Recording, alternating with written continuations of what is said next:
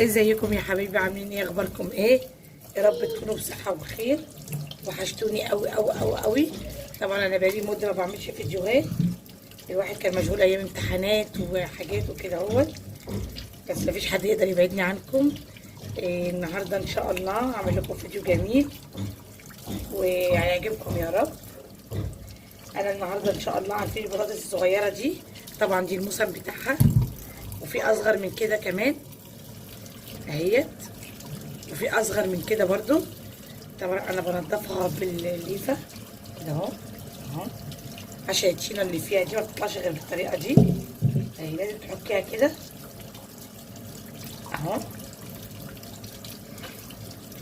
تحكيها جامد كده اهوت عشان نطلع منها الطينه بتاعتها اهو كده اهو. احلى حاجه والطريقه هي الليفه دي، ليفه المواعين لقيتها حلوه وسهله اهو كده اهو. بصي دي جامده، بصي لما تطلعها بالميه ما بتطلعش الليفه، بصي اهي بتطلع معايا، بصي طلعت ازاي اهي، بتطلع اهي كده، بصي بتبقى نضيفه ازاي ايه. النتيجه دي بتاعتنا دي غلط اهيت. اللي بعد اهو هنحط شويه ميه نسيبها تغلي على النار شويه، بس اول ما تغلي نرمي البطاطس بتاعتنا. بس لما نخلص اهو، وانتي بتنضفي البطاطس كده حطي الحله بتاعتك على النار. في تينه بتطلع بسرعه، في تينه لا.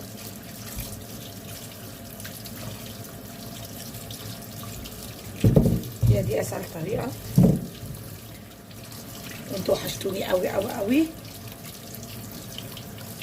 يا رب تكوني ما نسيتونيش بقى، عشان انا حقيقي بقالي مده كبيره قوي، يعني ممكن يكون اسبوعين كده ما بنزلش او اكتر. كده انا نضفتها اهي جامد اهي. بصي بقت عامله ازاي، بتلمع ازاي. احلى حاجه الطريقه ديت الليفه اهو اهو. انا بقى بغلي الميه اهيت اهي، بغليها. اول ما تخلص الميه غليان تبقى سخنه، ابدا ايه اسقط البطاطس كلها ورا بعض اهي كده. الميه غليت شويه، بنبدا نرمي البطاطس اهوت كده اهو. اوريكم طريقه جميله وسهله. بس الغطا بتاع الحله دوت نسيبه مفتوح من حته من الجنب عشان ما تفرش وتعمل. طبعا بنسيبها براحتها لحد ما بنشوفها كده طرت ولا لا. خليكم معايا برضو لاخر الفيديو عشان تشوفوا طريقه البطاطس جميله وحلوه، وان شاء الله هتعجبكم. اهو كده هنشوف بقى اللي هي خلصت ولا لسه اهو. بسم الله الرحمن الرحيم. بتدكي بقى بالسكينه كده اهو. بص بقت طريه، تحس ان هي ايه خلاص طريه. بنصفيها بقى ونطلعها اهوت اهو.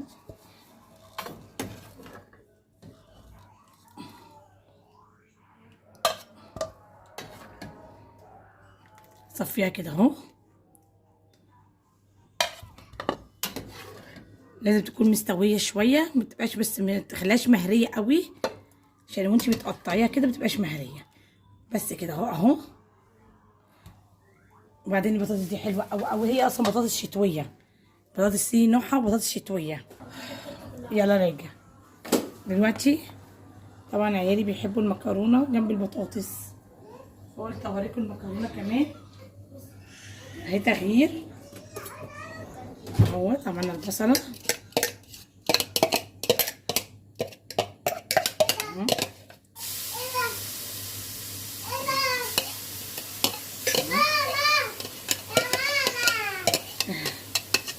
اهو كده اهو. هنحمر البصله. اقول لكم طريقه سهله، ولا نقعد نسلق ولا نقعد نعمل في المكرونه ونتعب نفسنا كده. طبعا المكرونه بتاعتنا العاديه، اللي احنا نقعد نسلق المكرونه وبعدين بنصفي المكرونه وبعد كده نحمر البصله. لا لا لا، دي سهله وجميله وبتطلع خطيره اهيت.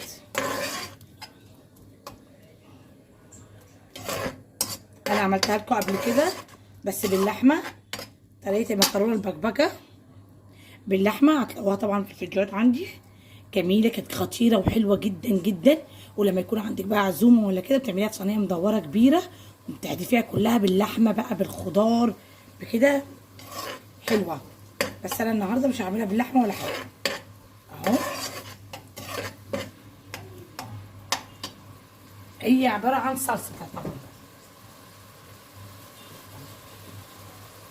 كده. هنحمر البصله،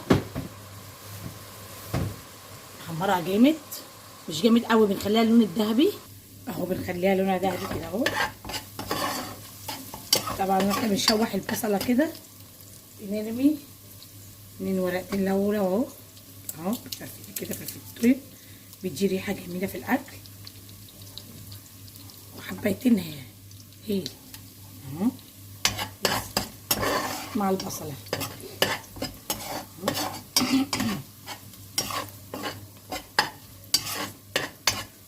خلي لونها ذهبي. اشتركوا بقى في القناه وفعلوا لي بقى الجرس. طبعا انا غبت عنكم شويه، يا رب تكوني ما نسيتونيش جمهوري حبيبي. وفي نفس الوقت عايزه اقول لكم ان الواحد بيبقى كان مشغول، بيبقى وراه حاجات وكده اهوت، بس طبعا احنا مع بعضينا لسه.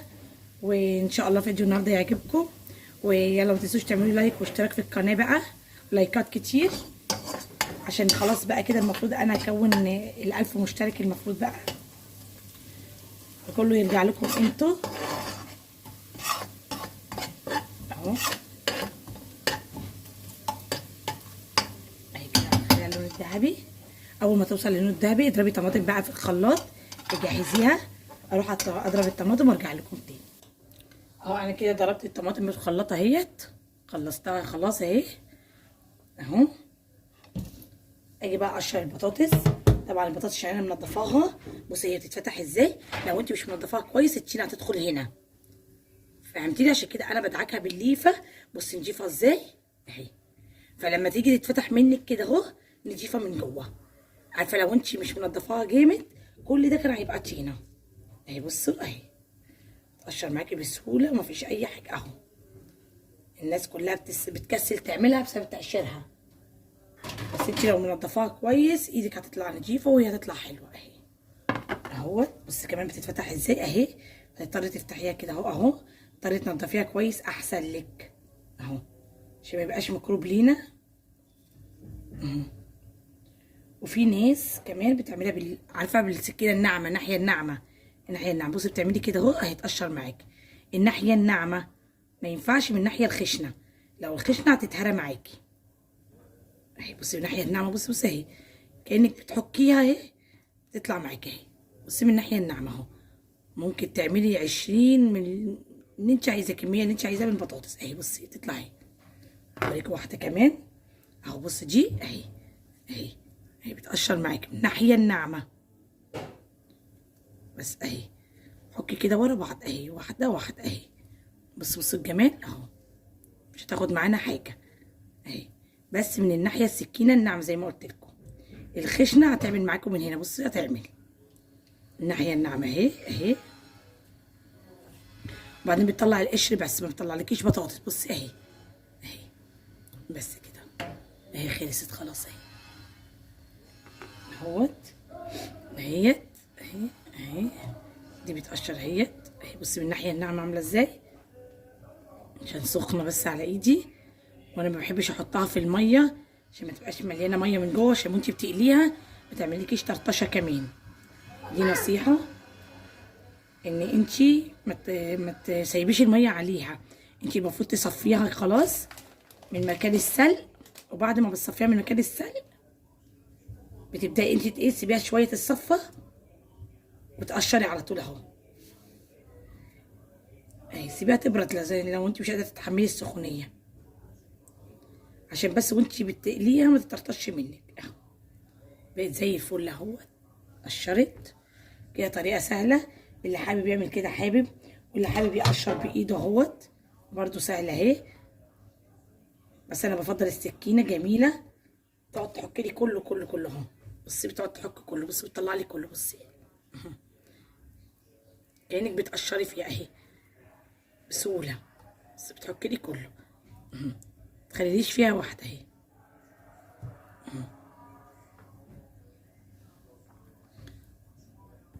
ريحه المكرونه طلعت، فعرفت ان البصله اتعملت على طول اهي. بس انا بحبها اللون ده كده. تبداي تعملي ايه بقى؟ بترمي الطماطم بتاعتك انت ضربتيها في الخلاط اهو. تمسكي الطماطم اهي بسم الله اهو. لازم الطماطم تغطي المكرونه. هوريكم ازاي دلوقتي برضو. لازم كميه الطماطم تبقى اكتر، تحس ان هي بتغطي المكرونه. ان طبعا الطماطم احنا ما سلقناهاش. بتحطي معلقه صلصه كده اهو حلوه، دي كبيره قوي كده اهي. معلقه صلصه حلوه كده اهي.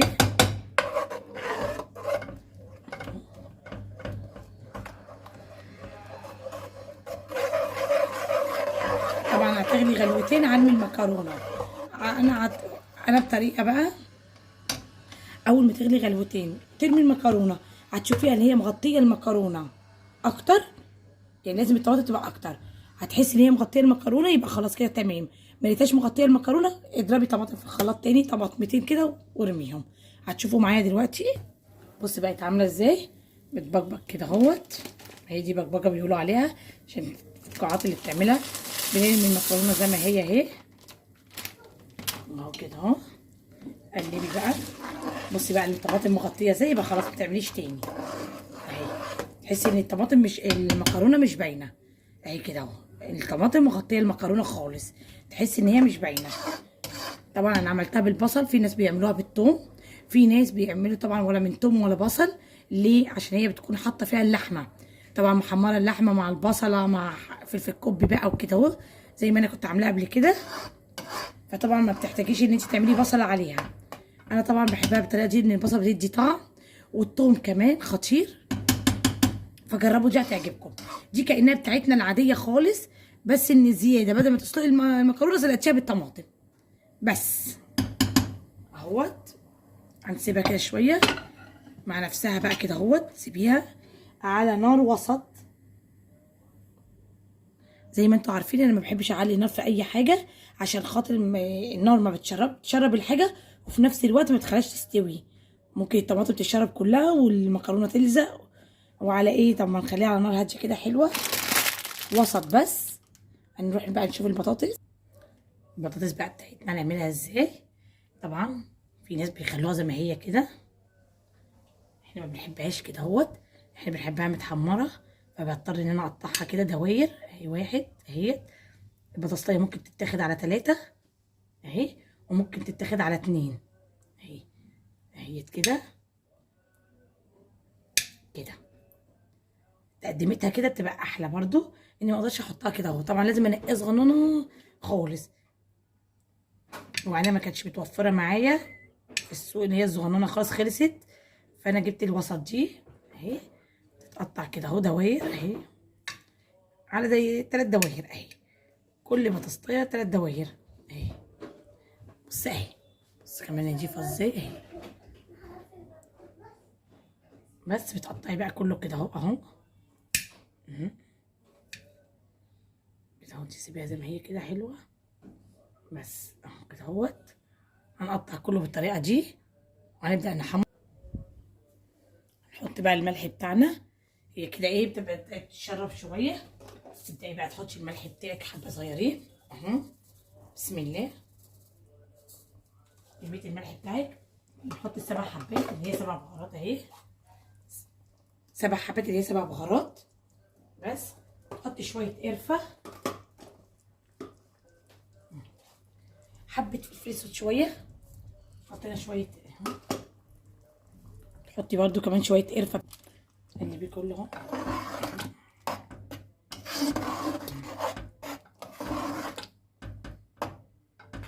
لو تشموا الريحه خطيره. جميله جميله. وزي ما قلت لكم سيبوها على نار هاديه، هي مع نفسها بتكون بتخلصي اللي وراكي برضو عشان ما تلزقش منك متطلعش مش حلوه. ان شاء الله الفيديو يعجبكم، يلا اعملوا لايك واشتركوا في القناه. وطبعا احنا قطعنا البطاطس، طبعا لما المكرونه بتتعمل شويه ببدا احمر البطاطس عشان تبقى سخنه مع الاكل. انتظروني في نهايه الفيديو، ويا رب يكون الفيديو النهارده ان شاء الله يعجبكم. يلا اشتركوا دلوقتي واعملوا لايكات قبل ما ايه ارجع لكم. ورجعنا تاني اهوت. البطاطس اهي حطيناها على النار، لازم يكون الزيت سخن خالص وبيغلي. نبدا نحطها على النار كده، حطيها كلها حسب الكميه اللي انت عاملاها. انا حطيتها كده كلها، سيبيها بقى تتحمر زي ما هي عايزه اهو. بصوا بقى نعملها اهو، تقلبيها كده بس على بالراحه شويه كده اهو، كده من بعض كده بس اهي بتتحمر اهي. ترجيها كده احسن اهي، بس انا بفكها من بعض بس اهو كده، ترجيها احلى اهو. بس كده تلاقيها اتحمرت دلوقتي، وهتشوفيها عامله زي البقسماط كانها مقرمشه وجميله ومفيده، وتحسي ان الاطفال شبعوا ومليانه احسن من بطاطس الصوابع. الصراحه انا يعني بحبها اهي. ليكم معايا لاخر الفيديو ان شاء الله. فيديو النهارده يعجبكم، واعملوا اشتراك في القناه وفعلوا لي بقى الجرس اهوت. طلعناها اهيت، بصوا الجمال، بس مقرمشه ازاي، واحده بوحدتها كده اهوت. تحس ان هي ايه جميله جميله، بس عشان هي سخنه بس انا بوزعها عن بعض. بصوا عامله ازاي، دي متحمصه بقى تحميصه مش عايزه اقول لكم. هرش عليها شويه الملح بتوعنا اهو، رش الملح وهو سخن احلى اهو، بيمسك فيه. وشويه كمون مش فلفل اسود، رش رشه كمون كده حلوه اهي اهو. بطاطس ما بتحبش الفلفل الاسود، هما في ناس بتحب الفلفل الاسود بس الكمون احلى. شويه بقدونس كده عليها من فوق كده، بقدونس كده حلوين كده. خلصنا البطاطس بتاعتنا كده، احنا وصلنا لاخر الفيديو. بصوا الجمال، يا رب يكون الفيديو النهارده عجبكم اهو. مقرمشه سامعين؟ شفتي يا غاليه؟ طبعا اكيد سامعين المقرمشه اهو. بصوا بقى المكرونه، بصوا جمالها، بصوا عامله ازاي، طعمها جميل، والطريقه دي جميله جدا جدا جدا، والاطفال كلها يحبوها. بصوا حتى البصله مش باينه ولا تحسي ان في اي حاجه باينه منها. بص اهي، تحسي ان مفيش اي حاجه باينه منها اهي. مكرونه بمعنى مكرونه حقيقي، احلى من ان انت تسلقي المكرونه وبعدين لا. اعملي بصلايه عادي بتاعتك وزي ما انا وريتك كده، وترمي الصلصه بتاعتك والمكرونه بتغلي مع الصلصه بس. دي احلى ليه؟ ان المكرونه تشرب من الصلصه جامد اهي بس. يا رب يكون الفيديو عجبكم، وارجو الاشتراك في القناه وفعلوا لي الجرس، وان شاء الله استنوني الفيديوهات الجايه، وان شاء الله مش هغيب عنكم تاني. السلام عليكم.